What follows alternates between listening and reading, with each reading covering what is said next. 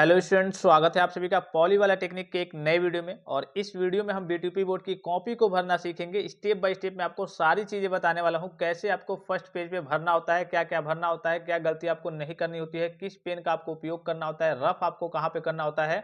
और कुछ देखिए आपके लिए भी निर्देश वगैरह दिए जाते हैं। यहाँ देखिए परीक्षार्थी इन निर्देशों को ध्यान पूर्वक पढ़ लें, किन किन निर्देशों का आपको पालन करना होता है। खास करके अगर आप पॉलिटेक्निक फर्स्ट सेमेस्टर के स्टूडेंट्स होंगे, पहली बार के लिए के पेपर में बैठने वाले होंगे, तो आपके पास ये जानकारी होनी चाहिए कि इसके लिए के निर्देश वगैरह क्या क्या है और कैसे आपको फर्स्ट पेज पे क्या क्या फिलअप करना होता है, क्या आपको गलती नहीं करनी होती है। मान लीजिए, सपोज कीजिए कि आप किसी सब्जेक्ट वाले, मान लीजिए पहला ही आपका पेपर है, उसमें आप बैठने गए, आपको 60 में 60 पूरा आता है, सब आपने कर दिया।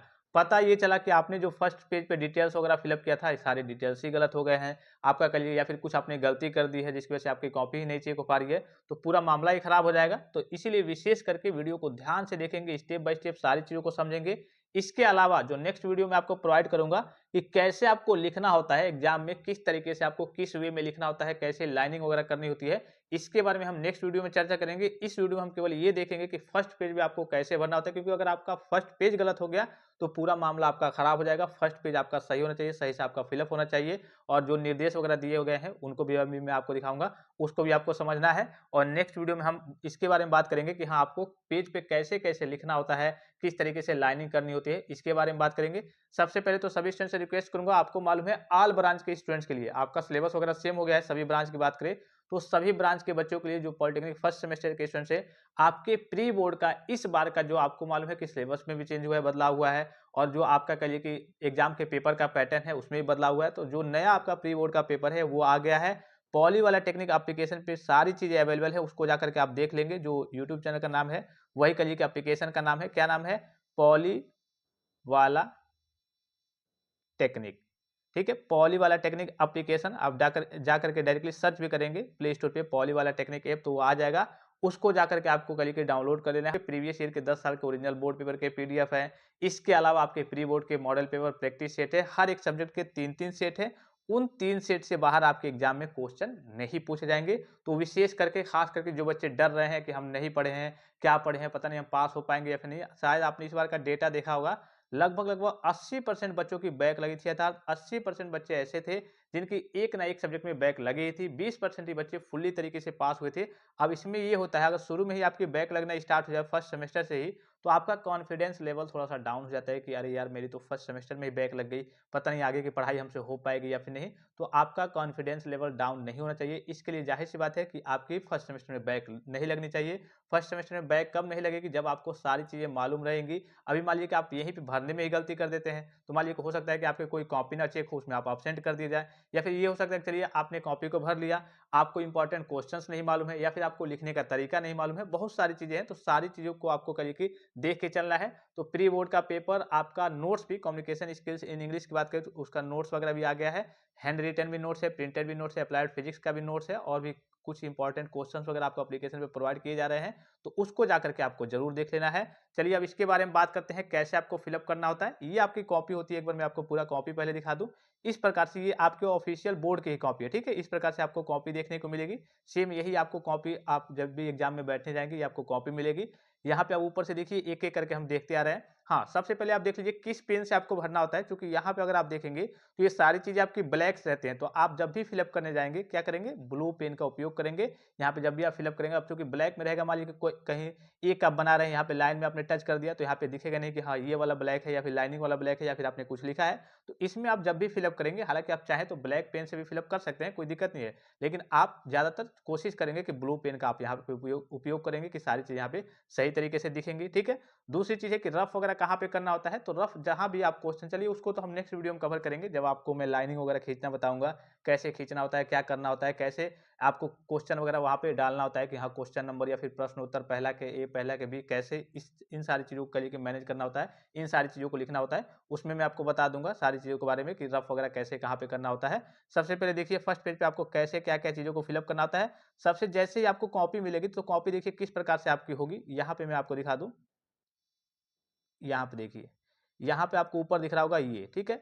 ये आपका क्या होता है, एक नंबर होता है जो आपकी कॉपी का नंबर होता है। अगर मान लीजिए कि जब आपको कॉपी मिल रही है, ये नंबर आपका ब्लर है, सही से विजिबल नहीं है, नहीं दिख रहा है या फिर मिटक गया है, इरेज हो गया है किसी कारणवश, ठीक है? तो आपको क्या करना है, अपनी कॉपी को बदलवा लेना है। ये कॉपी आपको नहीं लेनी है, क्योंकि ये कॉपी जब आपका आता है, एक सिग्नेचर करने के लिए लिस्ट आती है, तो उसमें आपको कॉपी का नंबर वगैरह लिखना होता है। तो अगर आपकी कॉपी पे ये नंबर नहीं है, तो इसको क्या करना होता है, कॉपी बदल करके आपको दूसरी कॉपी ले लेनी होती है। फिर दूसरी चीज़ आप यहाँ पे देखेंगे, एक और चीज़ यहाँ पे आपको दिख रहा होगा, ये डॉटेड डॉटेड करके, ये क्या है आप समझ रहे होंगे। यहाँ पे देखिए क्या लिखा हुआ है, BTE, यहाँ पे लिखा हुआ है, एक मिनट, यहाँ पे देखिए BTE, ये आपका पिन करके लिखा होता है कि हाँ ये B2P बोर्ड की ही कॉपी है। इस तरीके से आपका लिखा होता है, तो इससे कोई मतलब नहीं होता है, बस मैं आपको बता दे रहा हूँ नॉर्मली। अब भरना कैसे होता है, ये सारी चीज़ देख लीजिए कि हाँ आपका कॉपी का यहाँ पे नंबर होना चाहिए, कंपलसरी है, जरूरी है, ये आपको फिलअप करना था। अगर ब्लर है, नहीं दिख रहा है, तो आपको नई कॉपी वगैरह ले लेनी होती है। अब देखिए भरना कैसे होता है, तो सबसे पहले पाठ्यक्रम का आपको क्या दिख रहा होगा, नाम दिख रहा होगा। यहाँ पे देखिए, यहाँ पे पाठ्यक्रम का नाम, सबसे पहले पाठ्यक्रम का आपको नाम दिख रहा होगा। तो इस पाठ्यक्रम के नाम में क्या रहेगा, आपका ब्रांच रहेगा। मान लीजिए, सपोज कीजिए कि आपका ब्रांच है मैकेनिकल इंजीनियरिंग, तो आप हिंदी में भी चाहे लिखना मैकेनिकल इंजीनियरिंग, तो हिंदी में भी लिख सकते हैं। इंग्लिश में चाहे लिखना मैकेनिकल इंजीनियरिंग, तो आप इंग्लिश में भी लिख सकते हैं। तो जो भी आपको सूटेबल लगे, चाहे आप हिंदी में लिखना चाहते हैं, चाहे आप इंग्लिश में लिखना चाहते हैं। मान लीजिए कि मैकेनिकल इंजीनियरिंग है, तो ये आपका जो भी होगा, तो यहाँ पे लिख देंगे मैकेनिकल इंजीनियरिंग, ठीक है, पूरा आप लिख देंगे, छोटा छोटा करके लिख देंगे। फिर दूसरे में देखिए यहाँ पे, तो ये आपका पाठ्यक्रम का नाम, मतलब आपका ब्रांच है mechanical engineering, civil engineering, electrical engineering, जो भी आपका ब्रांच होगा वो आपको लिख देना होता है। आप चाहें तो जैसे मान लीजिए कि आपने मैकेनिकल पूरा लिख दिया, इंजीनियरिंग आप ENGG करके भी लिख सकते हैं, ऐसे थोड़ा सा शॉर्ट फॉर्म में भी आप लिख सकते हैं। दूसरी चीज यहाँ पे क्या है, देखिए कक्षा आपको दिख रहा होगा, कक्षा यहाँ पे दिख रहा है। दूसरा पॉइंट मैं आपको दिखा दूं, यहाँ पे देखिए कक्षा दिख रहा होगा, ठीक है। कक्षा में क्या होता है, इसमें आपका रहता है सेमेस्टर और वर्ष। सेमेस्टर वर्ष मतलब कैसे कैसे रहेगा आपका, तो यहाँ पे मान लीजिए कि आप फर्स्ट ईयर में है, अभी फर्स्ट सेमेस्टर में है, ठीक है, फर्स्ट ईयर में है और फर्स्ट सेमेस्टर में है, तो यहाँ पे आप क्या लिखेंगे, इस प्रकार से लिखेंगे, प्रथम सेमेस्टर। मान लीजिए कि आपने लिख दिया प्रथम सेमेस्टर, और यहाँ पे प्रथम वर्ष, ऐसे करके लिख देंगे, छोटा छोटा लिख देंगे। मैं तो आपको समझाने के लिए मतलब बड़ा बड़ा बता रहा हूँ, प्रथम सेमेस्टर प्रथम वर्ष। या फिर आप चाहें तो नॉर्मली ऐसे भी लिख सकते हैं कि फर्स्ट सेमेस्टर और फर्स्ट ईयर, ऐसे इंग्लिश में चाहें तो आप इंग्लिश में लिख सकते हैं कि हाँ फर्स्ट सेमेस्टर सेम और फर्स्ट ईयर। यहाँ पे आपका दोनों रहता है, यही है आपका कक्षा, फर्स्ट सेमेस्टर फर्स्ट ईयर। आपका अगर सेकेंड सेमेस्टर होगा, थर्ड सेमेस्टर होगा, तो अगर थर्ड सेमेस्टर होगा तो थर्ड सेमेस्टर सेकेंड ईयर। तो जो भी आपका रहेगा सेमेस्टर और वर्ष, ये आपका यहाँ पे रहता है। फिर तीसरी चीज आती है, यहाँ पे आपको दिख रहा होगा, इसमें आपको टिक करने के लिए भी आता है कि हाँ आप किस ईयर में है, किस सेमेस्टर में है। तो यहाँ पे अगर आप देखेंगे, मान लीजिए कि आप फर्स्ट ईयर के स्टूडेंट्स हैं, ठीक है, तो यहाँ पे सेमेस्टर सबसे पहले आएगा, तो प्रथम सेमेस्टर, यहाँ पे प्रथम पे आप ऊपर ही, इसके प्रथम के ऊपर ही टिक कर देंगे। फिर आपका वर्ष कौन सा है, तो यहाँ पे प्रथम वर्ष, ठीक है। नीचे आपका ये वर्ष वाला है, ये आपका सेमेस्टर वाला है। तो जो भी आपका सेमेस्टर होगा, मान लीजिए प्रथम सेमेस्टर, तो यहाँ पे प्रथम पे टिक कर देना है। वर्ष कौन सा है, प्रथम वर्ष है, तो यहाँ पे प्रथम पे आपको टिक कर देना होता है। मेन आता है आपका तीसरा, ये समझ गए कि हाँ इसमें आपका ब्रांच का नाम रहेगा मैकेनिकल इंजीनियरिंग, सिविल इंजीनियरिंग, जो भी आपका होगा। यहाँ पे रहेगा फर्स्ट सेमेस्टर फर्स्ट ईयर, या फिर थर्ड सेमेस्टर सेकेंड ईयर, या फिर फिफ्थ सेमेस्टर फाइनल ईयर, या फिर थर्ड ईयर, ऐसे करके रहेगा। यहाँ पे आपका क्या रहेगा, अनुक्रमांक, आपका रोल नंबर है। बहुत सारे बच्चे यहाँ पे गलती करते हैं, इनरोलमेंट नंबर लिखने लगते हैं भूल करके, मतलब बच्चे भूल जाते हैं कि हाँ लगता है कि इनरोलमेंट नंबर है, वही मेन है, तो इनरोलमेंट लिखने लगते हैं। यहाँ पे आपका रोल नंबर रहता है।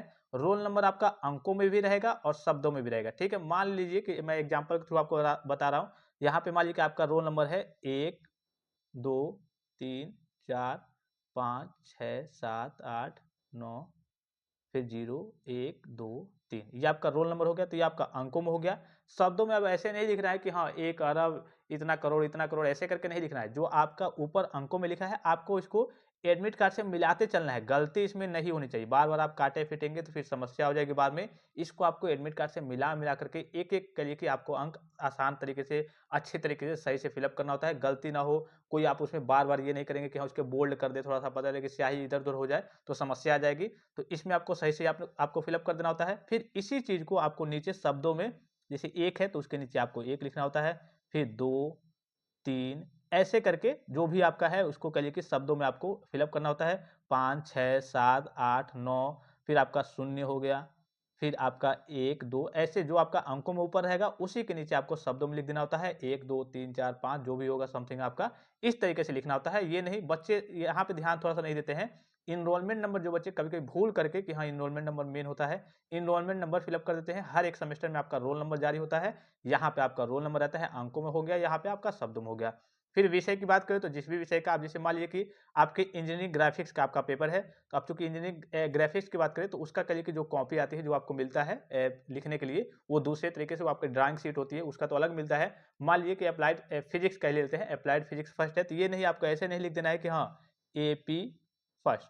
शॉर्ट में आपको नहीं लिखना है, पूरा नाम आपको लिखना है कि हाँ, अप्लाइड फिजिक्स फर्स्ट फर्स्ट या फिर अनुप्रयुक्त भौतिकी फर्स्ट। आपको अगर हिंदी में भी लिखना चाहें तो हिंदी में लिख सकते हैं, इंग्लिश में लिखना चाहें तो इंग्लिश में भी लिख सकते हैं, जिस भी करिए कि लैंग्वेज में आप लिखना चाहें लिख सकते हैं। पूरा नाम आपको लिखना है जो भी आपका सब्जेक्ट होगा, applied physics first, applied chemistry, mathematics first या फिर इंजीनियरिंग ग्राफिक्स या फिर कम्युनिकेशन स्किल्स इन इंग्लिश, इसका करिए कि विषय का आपका नाम रहेगा। फिर प्रश्न पत्र संख्या, ठीक है? आपको जो भी पेपर मिलेगा, जो आपको बोर्ड का पेपर मिलेगा, उस पेपर पे कॉर्नर पे देखेंगे तो एक आपका कोड होगा, 4 अंक का लगभग कोड होता है। उस कोड को आपको यहाँ पे प्रश्न पत्र संख्या यहाँ पे आपको फिल अप करना होता है। चलिए वो कोड आपने फिल अप कर दिया। कोड के बाद से यहाँ पे अगर आप देखेंगे नीचे, यहाँ पे जो गार्डिंग करेंगे, गार्ड करिए कि आपके क्लास में रहेंगे, वो उसका उनका सिग्नेचर होगा। यहाँ पे आपको डेट फिल अप कर देना होता है। मान लीजिए कि आपका एग्जाम है 20/12/2024, ठीक है? तो इसे आपने यहाँ पे डेट फिल अप कर दिया। ये तो देखिए ये आपका है ही, बस आपको 20/12/2024 लिख देना होता है। 2024 पूरा लिखेंगे, ये नहीं केवल 24 लिखेंगे, नहीं 2024, 2025 जो भी होगा आपको वो लिखना है। फिर कमरा नंबर की बारी आती है, तो जो भी आपके टीचर होंगे वहाँ पे आपके क्लास में, उनसे पूछ लेंगे कि सर ये कमरा नंबर अगर आपको नहीं मालूम होगा तो 1, 2, 3, 4 या फिर ड्राइंग हॉल होगा तो डीएच करके शॉर्ट फॉर्म में लिखा आता है। जो भी आपका होगा कमरा नंबर, वो कमरा नंबर पूछ करके यहाँ पे आपको कमरा नंबर लिख देना होता है। बस आपका काम यहाँ पे खत्म हो गया। अब निर्देश वगैरह को सबसे पहले आपको पढ़ लेना होता है। देखिए निर्देश में क्या दिया गया होता है, सबसे पहले मैं आपको दिखा दूं, चलिए एक-एक करके। निर्देश काफ़ी ज़रूरी है क्योंकि बहुत सारे बच्चे गलतियाँ कर देते हैं, निर्देश को नहीं पढ़ते हैं। सबसे पहले जो भी आपको कॉपी मिलेगी, कॉपी में देख लेना है कि पेज वगैरह कहीं निकले तो नहीं है, फटे तो नहीं है। कम पेज होंगे तो आपको कॉपी को दोबारा ले लेना है, नई कॉपी को ले लेना है। यहाँ पे पहला पॉइंट शायद इसी के बारे में मेंशन होगा। यहाँ पे देखिए, पहला पॉइंट दिखा दूं मैं आपको। यहाँ पे दिख रहा होगा, प्रश्न पत्र प्राप्त होते ही यह जांच कर ले कि आपको वही प्रश्न पत्र हल करने के लिए दिया गया है जिसकी परीक्षा निर्धारित है। यानी कि जब भी आपको पेपर मिले, बोर्ड का पेपर मिले, तो देख ले कि हाँ, जैसे बहुत सारे सेमेस्टर के बच्चों का पेपर होता है, सबका अलग अलग, क्योंकि अब बात करें तो सेम हो गया है। लेकिन जैसे मान लीजिए कि किसी शिफ्ट में है, फर्स्ट सेमेस्टर का भी पेपर है, थर्ड सेमेस्टर के बच्चों का भी पेपर है, पता चले कि आपको थर्ड सेमेस्टर का मिल जाए और आप ध्यान ना दे ऊपर और लगे इधर उधर की चीजें लिखने, तो जब भी आपको पेपर मिले तो आपको ध्यान से देख लेना है कि हाँ, ये मेरा ही सब्जेक्ट है, मेरा ही पेपर है, ये देख लिया आपने।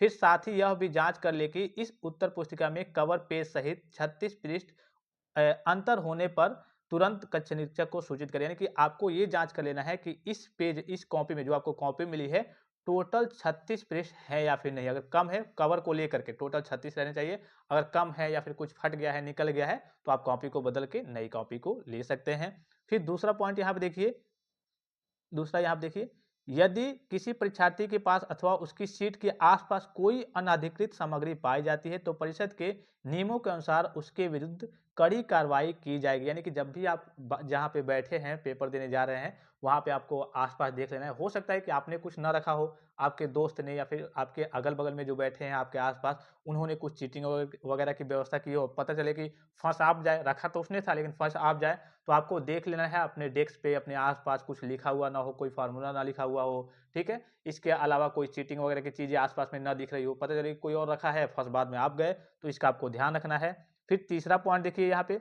उत्तर पुस्तिका के प्रत्येक पन्ने पर दोनों ओर लिखे तथा रफ कार्य हेतु उपयोग किए गए पन्नों पर रफ कार्य लिखकर काट दें। यानी कि आपका जो पेज है, मान लीजिए कि इसको आपने पलटा, तो इसके बाद से जो भी आपका, ये तो कवर वाला पेज हो गया। 4 बात करें, ये जो जिस पे आप मान लीजिए कि ये नाम लिख रहे हैं, मान लीजिए कि इस पे आप नाम लिख रहे हैं, ठीक है? इस पेज पे आप नाम लिख रहे हैं, इसको आपने पलटा तो तुरंत आपका जो पेज आएगा वो आपका कवर पेज रहेगा और लास्ट के यही 2 पेज आपके जो लास्ट में चले जाएँगे वो भी आपके 2 कवर के पेज रहेंगे। उन 2 पेज को छोड़ करके और शुरू के आपके पहला पेज ये आपका हो गया, इसको पलटेंगे तो जो एकदम इसके सटे हुए पेज है, उसको छोड़ करके उसके बाद से आपको लिखना होता है। उन सारे पेजों पे आपको लाइन से पेज, उसमें आपको छोड़ना नहीं होता है कि हाँ, एक-एक पेज छोड़ करके लिखना है, ऐसे लिखना है। सभी पेज को आपको लिखना होता है, कवर करना होता है और रफ आप अपनी इच्छानुसार चाहें तो कहीं भी कर सकते हैं। जैसे मान लीजिए कि ये पेज है, ठीक है?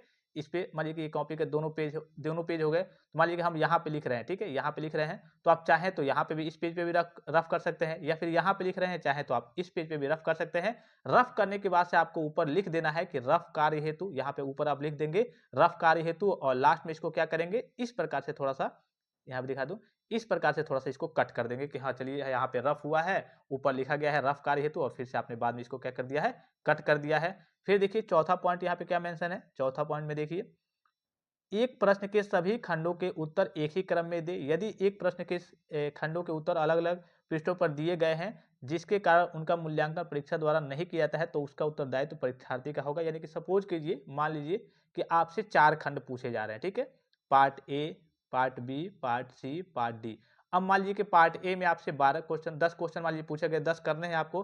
पता ये चला कि आपने पार्ट ए का 5 क्वेश्चन किया, फिर आपने पार्ट बी स्टार्ट किया, फिर आपने क्या किया, इसमें से जो 5 क्वेश्चन बचे थे, इसके बाद से पार्ट बी के बाद से फिर आपने पार्ट ए करके स्टार्ट कर दिया। ऐसे नहीं, अगर आप पार्ट ए स्टार्ट कर रहे हैं तो पार्ट ए के आपके सभी क्वेश्चन एक सीक्वेंस में हो, कि हाँ पार्ट ए का पहला, दूसरा, तीसरा, चौथा, पांचवा, ऐसे करके आपने लिख दिया। फिर पार्ट बी स्टार्ट कीजिए, फिर पार्ट सी स्टार्ट कीजिए, फिर पार्ट डी स्टार्ट कीजिए। मतलब जो भी आप करें, अब ये नहीं जरूरी है कि हाँ पहला ही पार्ट आपको पहले ही स्टार्ट करना है, नहीं, आप चाहें तो पहले पार्ट डी स्टार्ट कर सकते हैं, चाहे तो पहले जो आपको आता हो पार्ट बी या फिर पार्ट सी, जो चाहे। मान लीजिए कि सपोज कीजिए कि मैं मान लेता हूं कि आपको पार्ट ए नहीं आ रहा है, ठीक है, पार्ट बी से आप स्टार्ट करना चाहते हैं, तो पहले आप क्या लिख देंगे, पार्ट बी वाला लिख देंगे कि हाँ पार्ट बी, और फलाना फलाना क्वेश्चन का इतना के आंसर। अभी मैं आपको नेक्स्ट लेक्चर में इसके बारे में बताऊंगा, नेक्स्ट वीडियो में, कि हाँ कैसे आपको प्रश्न वगैरह डालना होता है, प्रश्न उत्तर करके डालना होता है, या फिर क्वेश्चन नंबर इंग्लिश में करके डालना होता है, पहले का ए, पहले का बी, पार्ट ए का सी, पार्ट ए का डी, ऐसे करके कैसे वो डालना होता है वो मैं आपको बता दूंगा। तो बस आप यहाँ पे समझ लीजिए कि जो भी आप पार्ट करिए के पहले चूज करेंगे, उसके जितने क्वेश्चन होंगे उसको आप सीरियल बाय सीरियल कर लेंगे। उसके बाद से आप नेक्स्ट पार्ट को या फिर प्रीवियस पार्ट को स्टार्ट कर लेंगे। यानी कि एक पार्ट का जो भी आपका क्वेश्चन, जितने क्वेश्चन होंगे, उनको आप सीक्वेंस से, लाइन से हर एक पेज पे करते रहेंगे। जब वो समाप्त हो जाएंगे तो फिर आप दूसरे पार्ट को स्टार्ट करेंगे। फिर देखिए पांचवा जो सबसे इंपॉर्टेंट है, किसी भी छात्र छात्राओं द्वारा उत्तर पुस्तिका में मोबाइल नंबर अथवा उत्तीर्ण किए जाने हेतु अनुचित टिप्पणी की जाती है, तो संबंधित छात्र छात्रा का परीक्षा परिणाम घोषित नहीं किया जाएगा, रोक दिया जाएगा। साथ ही परीक्षा समिति द्वारा लिए गए निर्णय अनुसार कार्रवाई की जाएगी। परीक्षा में मोबाइल लाना वर्जित है। कैलकुलेटर का प्रयोग केवल उन्हीं प्रश्न पत्रों में किया जाए जिन प्रश्न पत्रों में परिषद द्वारा अनुमति प्रदान की गई है। सीधे शब्दों में कहने का मतलब है, जैसे बहुत सारे बच्चे होते हैं इमोशनल चीजें लिखने लगते हैं कि मैं बहुत गरीब हूँ, अगर मैं फेल हो गया, मैं ये हो गया, तो मैं ये कदम उठा लूंगा। या फिर बहुत सारे बच्चे क्या करते हैं, मोबाइल नंबर वगैरह मेंशन करने लगते हैं, गलत तरीके की चीजें, अपना इंस्टाग्राम आईडी, जो भी सारी चीज हो, कंटेक्ट करने का माध्यम कह सकते हैं, मेंशन करने लगते हैं। तो इस केस में अब तो आपका रूल आ गया है कि 00 नंबर मिल जाएगा। ये भी हो सकता है कि आपका जो रिजल्ट है वो रोक दिया जाए और आपके ऊपर यूएफएम लगा दिया जाए। तो इन सारी चीजों की ओर आपको नहीं जाना है। आपको अपनी कॉपी में कंटेक्ट का कोई भी डिटेल्स नहीं लिखना होता है। हालांकि यहाँ पे एक चीज का ध्यान देंगे, आपको अपनी कॉपी में अगर क्वेश्चन कई सारे, जैसे कम्युनिकेशन स्किल की बात करें तो उसमें लेटर, नोटिस वगैरह पूछे जाते हैं, तो इसमें आपको अपना नाम कहीं पे भी मेंशन नहीं करना होता है, ना ही अपना नाम, ना ही पिताजी का नाम, ना ही माताजी का नाम, ना ही मोबाइल नंबर, यानी कि पर्सनल डिटेल्स वगैरह आपको कुछ नहीं फिलअप करना होता है। बस आपका, यहाँ तक कि आपका जो रोल नंबर होता है केवल केवल आपका वही मेंशन होता है, इनरोलमेंट नंबर भी यहाँ पे आपका मेंशन नहीं होता है। तो इन सारी चीजों का आपको विशेष ख्याल रखना है। कैलकुलेटर कुछ सब्जेक्ट में करिए कि अलाउ होते हैं, जैसे 5th सेमेस्टर की बात करें मैकेनिकल की, तो एमडी होता है एक सब्जेक्ट, मशीन डिजाइन, कई सारे सब्जेक्ट होते हैं। तो मैं आपको इन्फॉर्म कर दूंगा किस किस सब्जेक्ट में आप कैलकुलेटर वगैरह लेकर के जा सकते हैं, किस सब्जेक्ट में आपको नहीं लेकर के जाना होता है। तो ये सारी चीजें हैं, इस तरीके से आपको कॉपी वगैरह फिलअप करना होता है। ये निर्देश वगैरह आपने देख लिए, सारी चीजें आप समझ गए होंगे। इसके अलावा भी अगर आपके मन में किसी प्रकार का कंफ्यूजन हो, कोई डाउट्स हो, किसी प्रकार की समस्या हो, कोई चीज आप पूछना चाहते हैं, तो आप कमेंट बॉक्स में कमेंट करके पूछ सकते हैं। ये पूरी चीजें मैंने आपको बता दी कैसे फिलअप करना होता है। यहाँ पे अगर नीचे की ओर आप आएंगे तो यहाँ पे आपको दिख रहा होगा, ये सारी चीजें आपके कॉलेज लेवल के काम है। जैसे कि मान लीजिए कि आपकी कॉपी चेक हो रही है, तो आपके मार्क्स वगैरह को फिलअप करना है, यहाँ पे किस तरीके से, किस सेक्शन में, किस क्वेश्चन वाले में कितना आपने पाया है। तो ये आपके लिए नहीं है, जब आपकी कॉपी जांच होती है उसके लिए है। और जितने भी पॉलिटेक्निक फर्स्ट सेमेस्टर के स्टूडेंट्स होंगे इस वीडियो को देख रहे होंगे, पॉली वाला टेक्निक एप्लीकेशन को जाकर के जल्दी से जल्दी करके डाउनलोड कर लेंगे। वहां पे आपके प्री बोर्ड के पेपर आ गए हैं, नए पेपर, हर एक सब्जेक्ट के 3-3 सेट हैं। उन 3 सेट से बाहर आपके एग्जाम में एक भी क्वेश्चन नहीं पूछे जाएंगे, वो काफी इंपॉर्टेंट है आपके लिए। इसके अलावा कम्युनिकेशन स्किल्स और अप्लाइड फिजिक्स का आपका नोट्स भी वहां पे अवेलेबल है, उसको जाकर के आप जरूर ले लेंगे। और पिछले 10 साल के आपके ओरिजिनल बोर्ड पेपर के पीडीएफ भी आपके एप्लीकेशन पे अवेलेबल है। अपने छात्रों तक भी इस वीडियो को शेयर जरूर कर देंगे, कोई भी बच्चा गलती ना करे, और गलती अगर कर देता है तो हो सकता है कि उसकी कॉपी जांच ना हो पाए या फिर उसका रिजल्ट वगैरह रुक जाए, समस्या आ जाए। तो इस प्रकार की समस्या आपको खास करके फर्स्ट सेमेस्टर में नहीं आनी चाहिए। आई होप कि ये वीडियो आपको काफ़ी ज़्यादा हेल्पफुल और इन्फॉर्मेटिव लगा होगा। फिलहाल इस वीडियो में इतना ही, इजाज़त दीजिए। धन्यवाद। Thanks for watching. मिलते हैं नेक्स्ट वीडियो में।